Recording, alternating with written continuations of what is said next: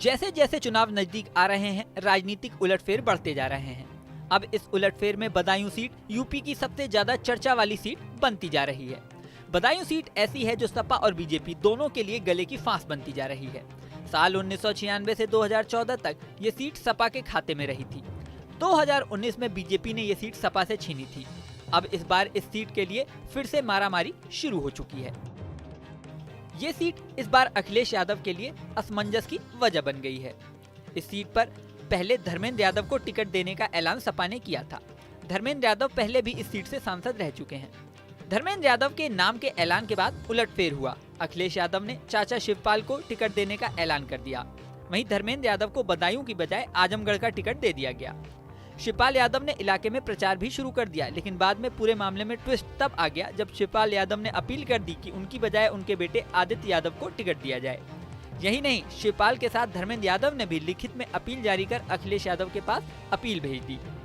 आदित्य यादव को टिकट क्यों मिलना चाहिए, इसका जवाब भी शिवपाल यादव ने दिया। सुनिए शिवपाल यादव की बात। जैसे बदायूं में आप कैंपेन कर रहे थे, कल अचानक सूचना मिली कि कार्यकर्ताओं ने आदित्य के लिए मोहर लगाई है। क्यों ऐसा हुआ कि आप चुनाव लड़ रहे थे और आदित्य पे भरोसा जता रहे हैं?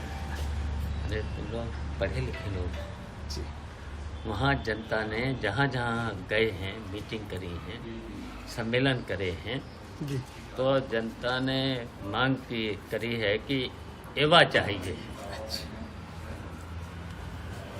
तो मांग करी है। यहाँ एक बड़ा ट्विस्ट ये भी है कि मुलायम सिंह यादव के निधन के बाद शिवपाल यादव सपा से अलग हो गए थे और प्रगतिशील समाजवादी पार्टी बनाकर चुनाव लड़ा और सपा के ही वोट काटने का काम किया। इस बार सपा में उनकी वापसी बेशक हो गई, लेकिन अंदर खाने ये भी चर्चा है कि बदायूं से टिकट मिलने से वो खुश नहीं है। शिवपाल आजमगढ़ से चुनाव लड़ना चाहते थे, लेकिन वो जो चाहते थे वो नहीं हुआ। अब उन्होंने मीडिया के सामने ये कह दिया है कि सारी रणनीति आपको नहीं बता सकते। सुनिए उनकी बात। और ये देखिए, कुछ रणनीति के हिस्से होते हैं। अब वो रणनीति तो आपको तो नहीं बता दी जाएगी। रणनीति को रणनीति रहने दो। अब बदायूं सीट पर एक के बाद एक ट्विस्ट आते जा रहे हैं। दूसरी ओर इस सीट पर फिलहाल बीजेपी से संघमित्रा मौर्य सांसद हैं। संघमित्रा मौर्य का टिकट काटकर इस बार दुर्विजय सिंह को टिकट दिया गया है।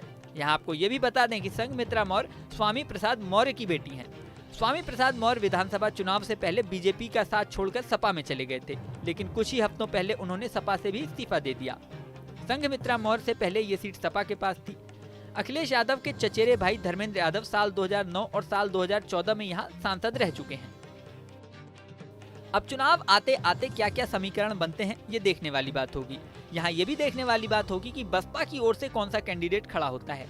अभी तक बसपा ने अपना कैंडिडेट नहीं उतारा है। राजनीतिक जानकारों का मानना है कि बेशक बसपा यहाँ रेस में नहीं है, लेकिन वो कुछ वोट काटने का काम जरूर कर सकती है। लेकिन ये वोट किसके कटेंगे, ये कैंडिडेट सामने आने के बाद साफ होगा। बदायूं में तीसरे चरण में यानी 7 मई को मतदान होगा। अब फैसला क्या होगा ये समय बताएगा। इस वीडियो में फिलहाल इतना ही। जल्दी नया वीडियो लेकर आपके सामने फिर आएंगे। बने रहें न्यूज नेशन के डिजिटल प्लेटफॉर्म पर।